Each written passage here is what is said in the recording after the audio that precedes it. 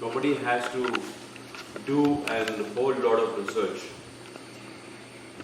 So it's like reinventing the wheel.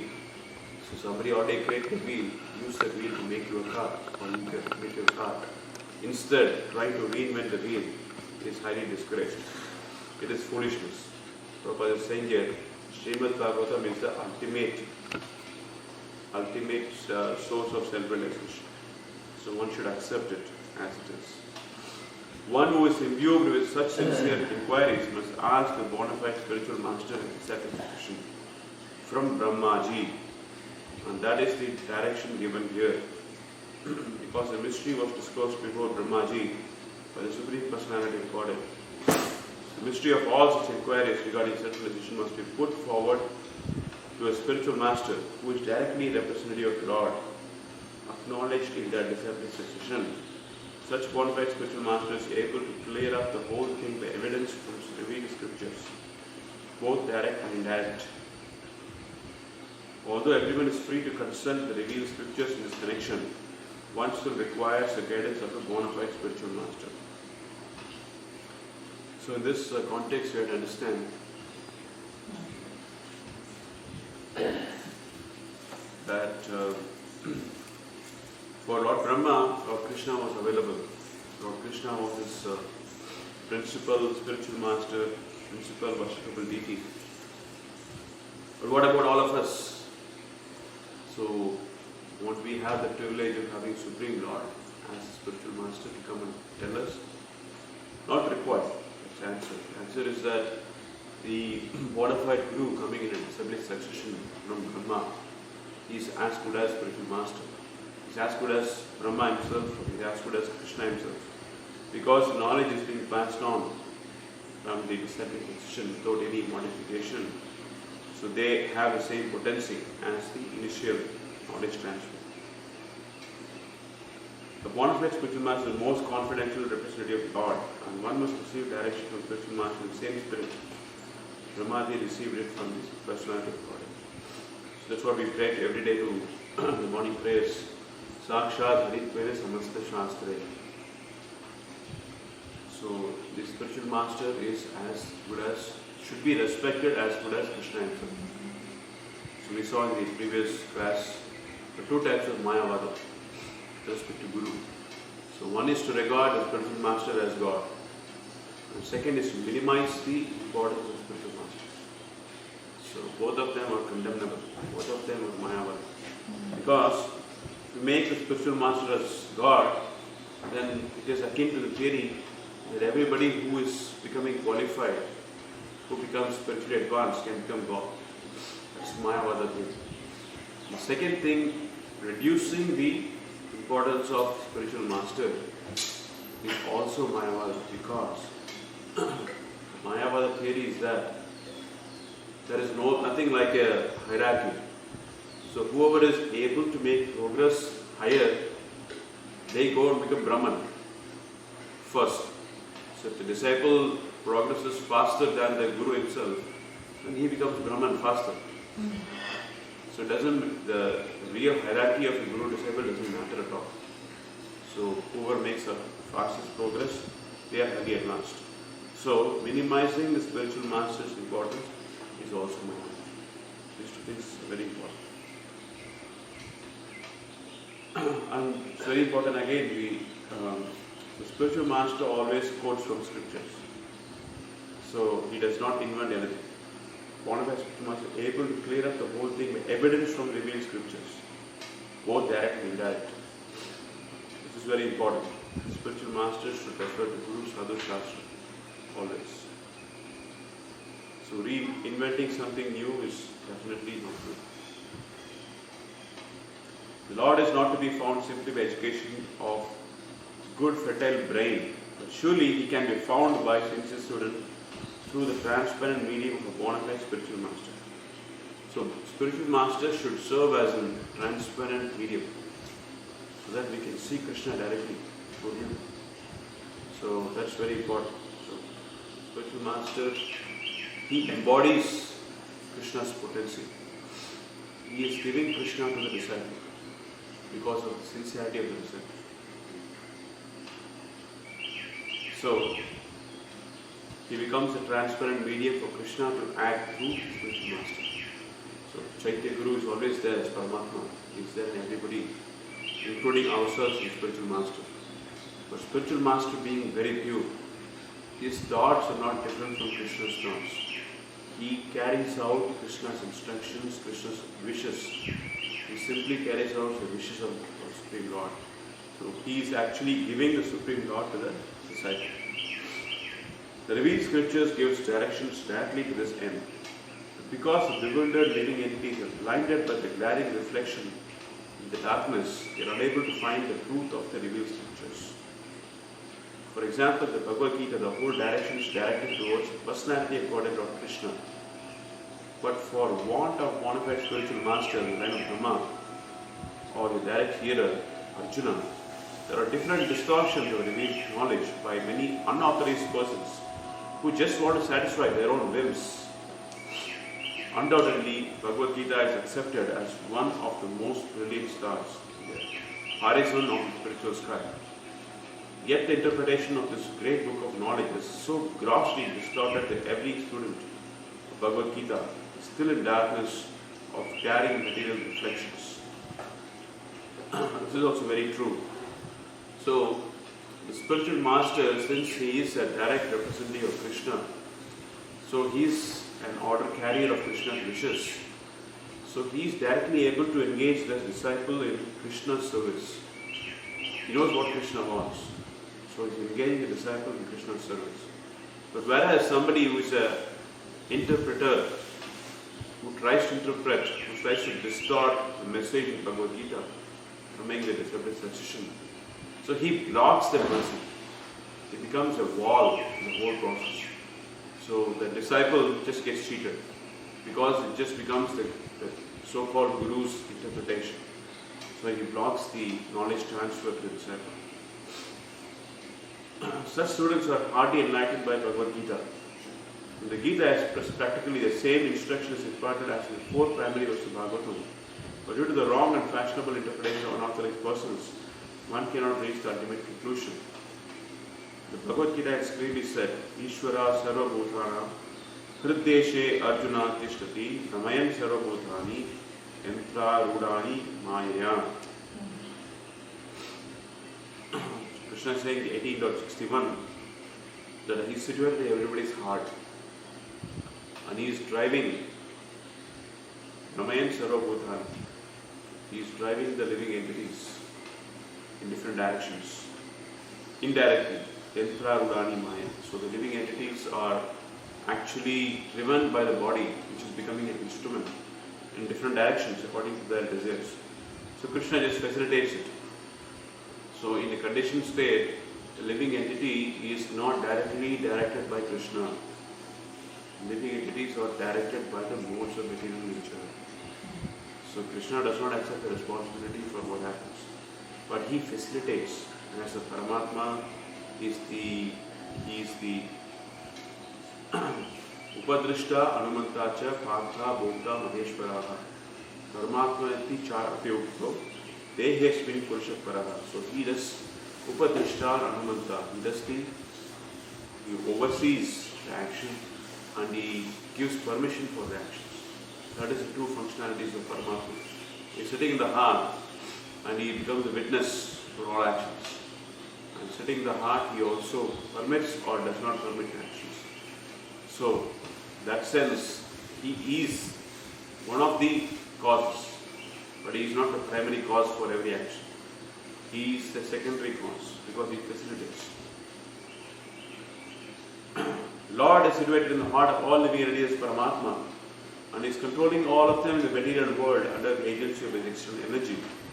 Therefore, it is clearly mentioned that the Lord is the supreme controller and that the living entities are controlled by the Lord. The same Bhagavad Gita 18:65. Manmana bhava madbhakto madhyaji mam namaskuru mam evaishi satyam te pratijane prayosi me ma eva asi satyam te. Krishna says, I am the only truth, to be understood. Mam eva, I am the only truth, to be understood. Pratijane prayosi me. However, if you engage in these activities, Manmana Bhava Bhakto, becoming my devotee and paying obeisances to him, Namaskuru, then you become dear to me. So Krishna is revealing everything. He is telling so mercifully to the devotees, please see me, I am the Supreme Lord, I am the highest truth. It is really embarrassing actually for Krishna to say all this. So, because he is Supreme Lord, he doesn't want to keep declaring him the Supreme Lord. But unfortunately the devotee, unfortunately the recipient, they are so ignorant that he has to tell them, I am the Supreme Lord. Wake up to the reality. And then do this, pay obeisances to me. Imagine how embarrassing it is to say somebody, pay obeisances to me. But Krishna does that because he has interest in us. He wants us to become his devotees. So that is the highest self-interest of the devotee. As we just saw in the previous report, that Nate Vidusham Swarthagatincha Vishnu, highest self-interest of the living entity is to understand Vishnu. Understand that his real self-interest is Vishnu. Because they do not understand this point, Krishna is coming and telling these things. Become my devotee. Understand I am the reality. So this has to tell all these different things. It is clear from this verse of Bhagavad Gita, the direction of the Lord is that one should be God-minded, a devotee of the Lord, a worshipper of the Lord, and must offer all obeisances to Lord Krishna. By so, the devotee will undoubtedly go back to Godhead, back to home. Indirectly, it is said the Vedic social construction of human society is so made that everyone acts as a part and parcel of the complete body of the Lord. The intelligent class of men or brahmanas are situated on the face of the Lord. This is coming from Purusha Sukta. It says that Krishna says in the Purusha Sukta of the Rig Veda, it says that Namanosya Mukhamasit Bahu Rajanya Kritaha Uru Tatasta Yadvaishaha Pradya Shudro Jataka. So it is said that the brahmanas are coming from the face of the Lord, and the Kshatriyas are coming from the arms, and the Vaishyas is coming from the belly, Shudras are coming from the legs. Therefore, the complete social construction is the body of the Lord, and all the parts of the body, namely the Brahmanas, Kshatriyas, Vaishyas, and Shudras, are meant to serve the Lord's whole body co-jointly. Otherwise, the parts become unfit to be coordinated with the supreme consciousness of oneness. Universal consciousness is actually achieved by coordinated service of all concerned, the Supreme Personality of Godhead, and that alone can ensure total perfection. So, the point that the Lord is making in the Purusha Sukta is that all the universal form, everybody is part of the universal form. All the demigods, all the sun, the moon, planet, and all the living entities are coming from part of the parcel of the universal form of Krishna. So they are all not rejected. Everybody is part and parcel. And everybody plays a very important role. So nobody is inferior, superior in that sense. Everybody is part and parcel of Krishna's body. They are part and parcel of Krishna as a spirit soul. So they all have an equal opportunity to make spiritual advancement, provided they want. That free will is also Krishna's will. Here we see that for even great scientists, the great philosophers, the great mental speculators, the great politicians, the great industrialists, social reformers cannot give any relief to the rest of society of the material world, because they do not know the secret of success as mentioned in this verse of Bhagavad Gita. Namely, the one must know the mystery of Bhakti Yoga in the Bhagavad Gita. So this socialism, so-called socialism or communism, so it is actually farce. Reason is they want a kind of an equality society, and they want government to be in the center. But the whole equality is based upon some material conception, because of which the whole communism, again, although the motive is to create an equal society, but still there is ups and downs. Because each and every living entity has his own desires to dominate. So when that desire to dominate is there, so even in the name of socialism, the just remains in the book. So everybody has their own different domination. They try to dominate even in socialist society. So it all becomes farce. But the real socialism is actually the spiritual conception. Just like here, we see the universal form. Everybody is a part and parcel of Krishna. But everybody has a function to perform. So in that function, somebody is superior in one sense of being able to guide others. But they cannot function independently. Brahmanas cannot function independently. Society is full of Brahmanas, it's not going to prosper. Society will prosper if everybody does their role. That's when it will prosper. So Brahmanas are required, just like in the temple, you need Brahmanas to serve the deity, take care of the deities. But somebody has to do the agriculture part, to bring in the food. Somebody has to do the fundraising part. Somebody has to give the direction to the entire community. So this is all important part of the society. So that the socialists fail to understand. Continuing, Namam Dushkritano Mudaha, Prapatyante Naradama, Maya Paharta Jnana, Ashuram Bhavam Ashritaha. Because so-called great leaders in human society are ignorant of the great knowledge of Bhakti Yoga and are always engaged in ignoble acts of sense gratification, bewildered by extra energy of the Lord. They are stubborn, rebels against the supremacy of Supreme Personality of God, and never agree to surrender unto Him, because they are fools, miscreants, lowest acts of human beings. Such faithless non-believers may be highly educated, but factually they are greatest fools, because being influenced with the external material nature. Knowledge has been made null and void. Therefore, all advancement of knowledge, present context of things, is being misused by cats and dogs. So they are all acting on the platform of animals. So what is the use of they being humans if they are just going to act on the platform of animals? So that's why in Mahabharata we have this, that Ahara Nidra Bhayamaitunam Cha Samanyam Etat Purusha Para Samanam Dharmo Hi Eka Adhiko Vishesho Dharme Nakhina Purusha Samanam. So although animals and humans, they have the same activities, eating, mating, sleeping and defending, but unless the humans do follow dharma, they don't follow dharma, they are as good as animals. So it's what Prabhupada is saying here. So what is the use of their sophistication? What is the use of their technical advancement? If they are just going to act like animals, it's actually of no use. There is no utility in the dress used for covering a coffin or a dead body, save getting false applause from the ignorant public. Srimad Bhagavatam therefore says again and again that without attainment of the status of Bhakti Yoga, all the activities in human society ought to be considered absolute failures.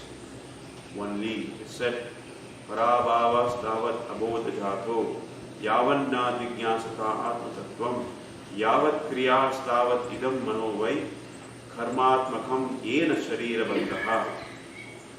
As long as one is blind in inquiring about self-realization, all material activities, however great they may be, all different kinds of defeat, because the aim of human life is not fulfilled by unwanted profitless activities.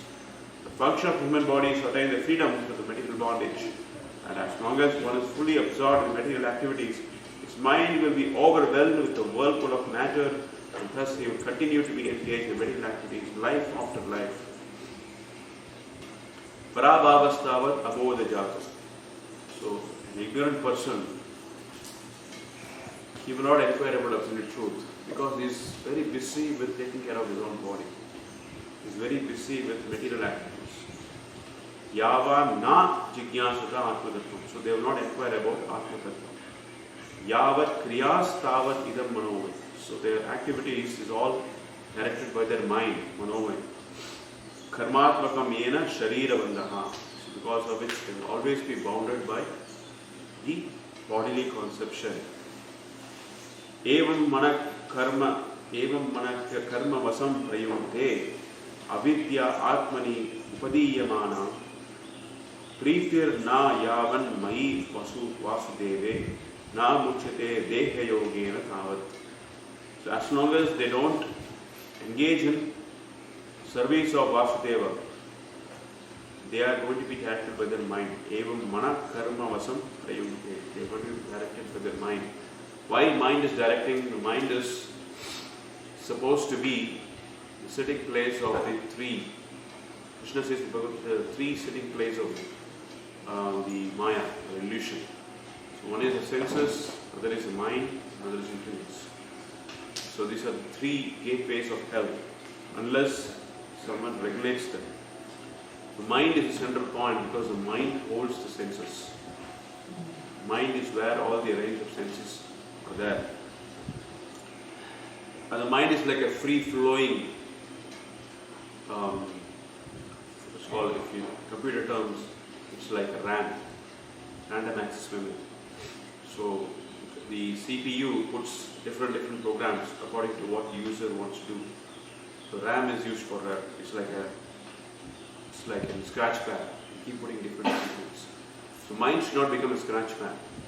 You keep putting all kinds of dirty things in the mind. So it should be regulated by the intelligence. That's very important. So it's one's mind that generates different kinds of bodies for suffering different kinds of material pangs. Therefore, as long as the mind is absorbed in fruitive activities, the mind is understood to be absorbed in nescience. Thus, one is sure to be subject to the material bondage in different bodies again and again. To become absorbed in the transcendental name, quality, form, activity, supreme person, Vasudeva, means to change the temper of the mind from matter to the absolute knowledge, which leads one to the path of absolute realization and thus frees one from the bondage of material contact and engagements in the different material bodies. So we should understand that every activity we do is being witnessed by different agencies. So there are 11 different agencies according to Bhagavatam. So the sun, the moon, the wind, and of course Paramatma is also there. All these agents, they are constantly they are witnessing activities.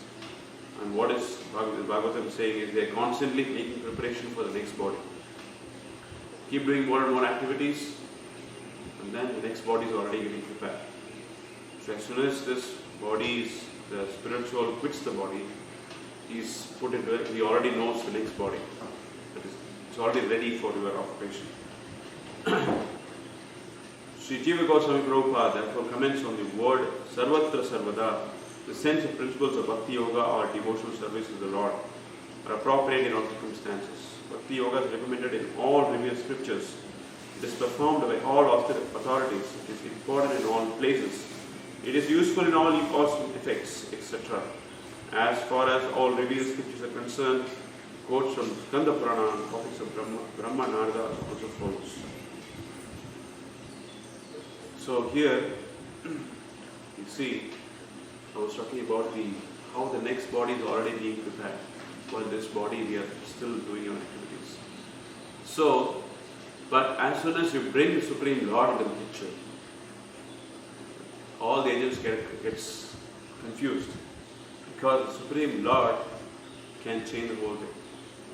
If you bring the Supreme Lord into your mind, all the equations are changed now. So, what is the next future is totally subject to change. Because the Lord can change anything He wants. Besides, it changes our mentality.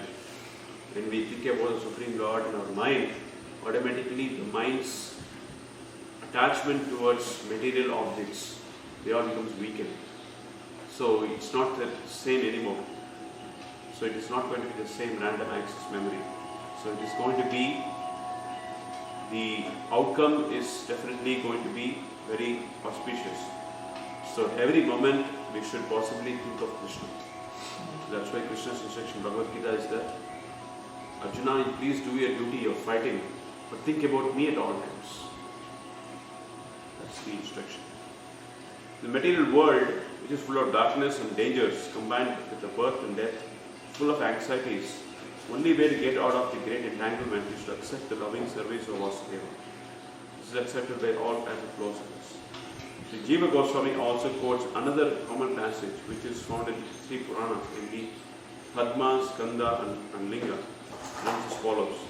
Alokya sarva shastrani vicharya punah punah idam ekam surishpannam deyo narayana sabha. So, after analyzing all the shastras, all the scriptures, vicharya punah punah, and consulting it again and again, idam ekam surishpannam. One thing becomes very clear. What is that? Deyo narayana sada. Always think about Supreme Lord.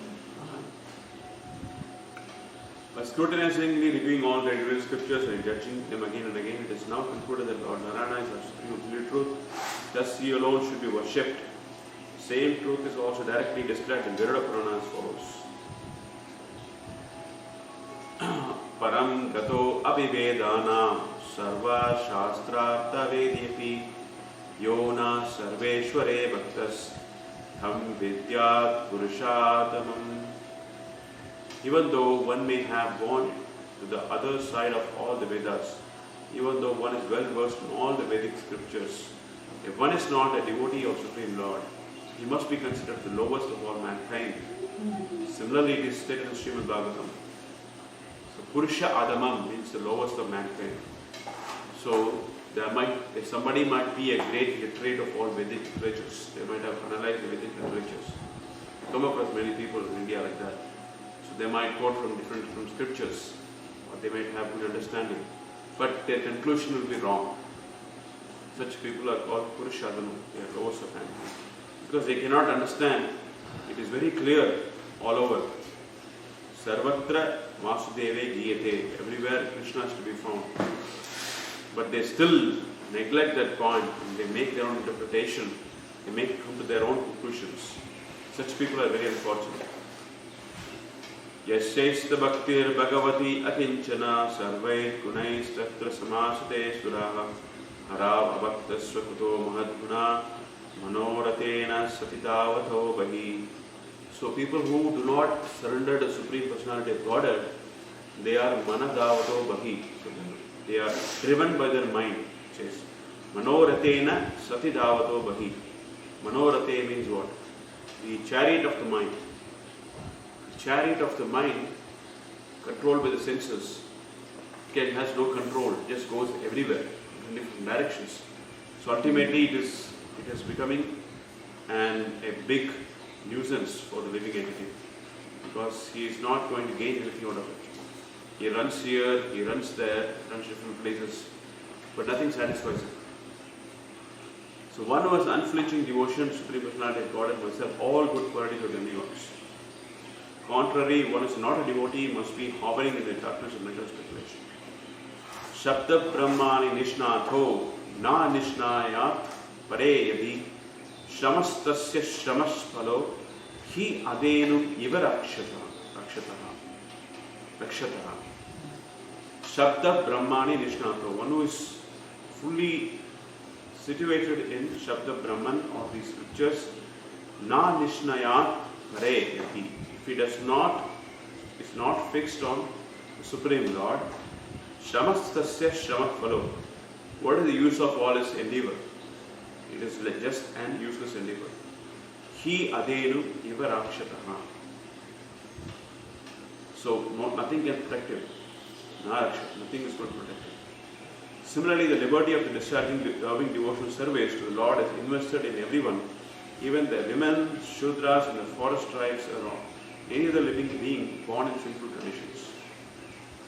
There is still a lot of purport remaining. I will stop here.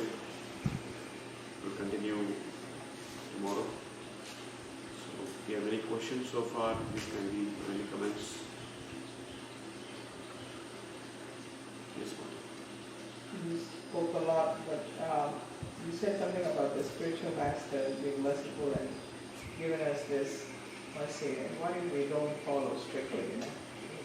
We fall down eventually by not chanting or not doing sadhana and all that stuff. Yeah, if we don't make it in this lifetime, then the spiritual master has to come back again to save us. So will there be a direct effect on him in this lifetime? What is the question? Like when you don't follow the instructions and you take picture and all that, and will that go back to him this lifetime, or he has to come back again? He has to come back again. So Krishna said in the 6th chapter that there are two kinds of yogis. One yogi was very advanced, one yogi who is makes some progress in the beginning, but then he discontinues. So it's called Yoga Ruruttu and Yoga Mumukshu. So one who's a beginner and one who's advanced. The beginner, because he begins the Bhakti Yoga process, begins the yoga process, he definitely gets a very aristocratic family, a very good birth in the next life, and he enjoys the fruit of his activities. And then he comes back again to this mortal planet. But someone who has taken initiation, who has gone further, has taken the vows, and who has not made up to the required standards, Krishna says they will be born in the family of Vaishnavas, and they will continue from that left, as long as they do not do any offences. So if there is offences are done, committed to Vaishnavas, then there is it's completely up to the Lord. It's like he does not guarantee anything.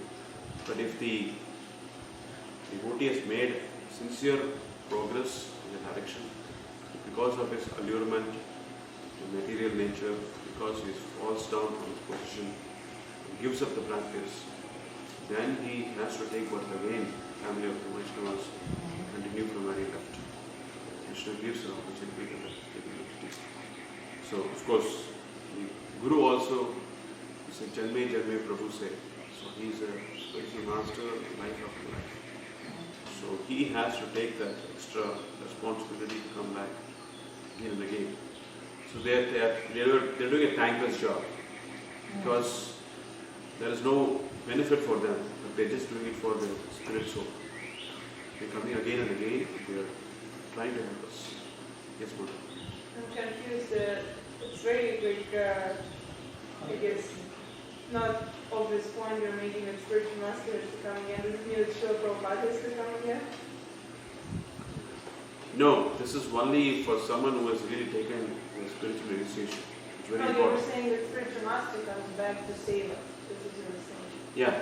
So for someone who has taken spiritual initiation as per the Vaishnava rites, for them, the Vaishnava, that spiritual initiation is a what you make is like an agreement with Krishna, with Guru, and the fire sacrifice, everything is there.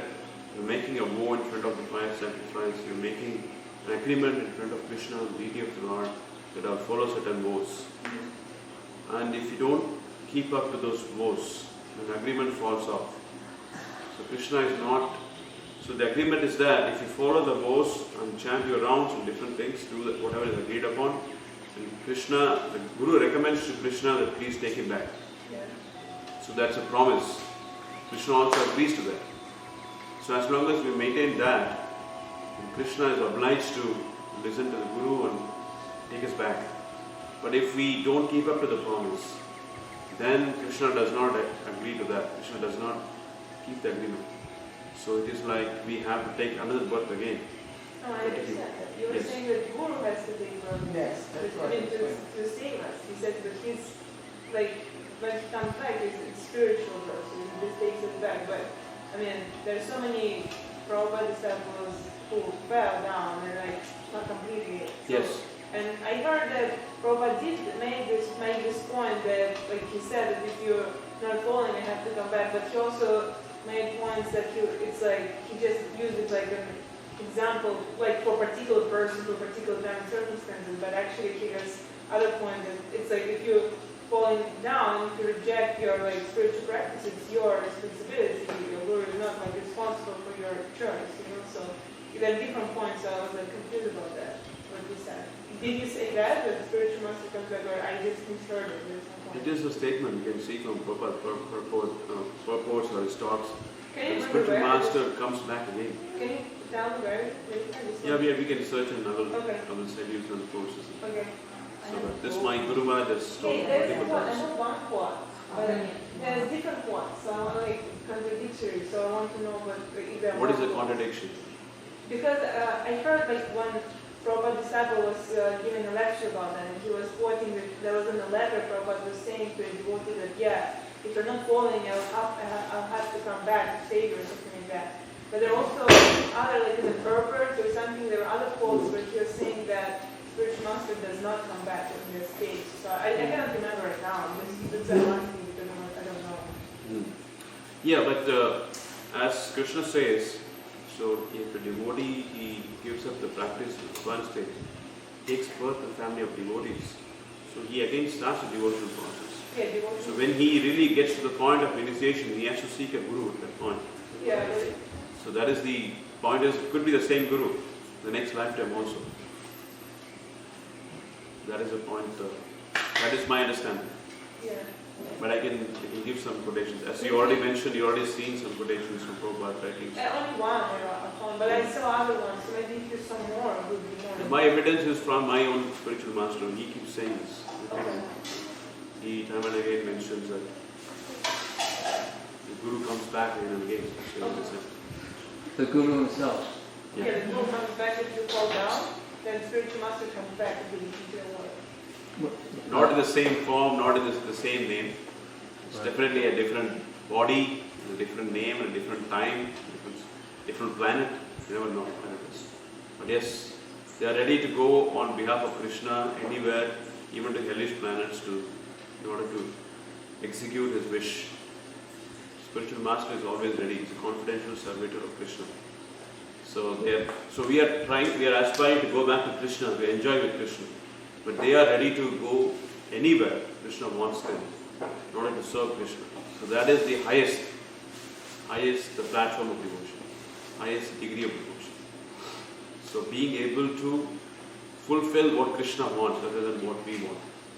So we desire, the highest desire is to go back to Krishna. But the spiritual master desires to serve Krishna, doesn't matter where he has to go. He's ready to go. So that is the understanding. Feels like a selfless sacrifice for Exactly. the benefit of others. There is no benefit for Prabhupada to come and or spiritual master to come and help and spread the movement. But he's doing it for Krishna. Because Krishna wants this, he's doing it. So we should not mess it up, you know? It's such a big thing they do. I was on a morning walk when Prabhupada was asked this question, and he said, yes.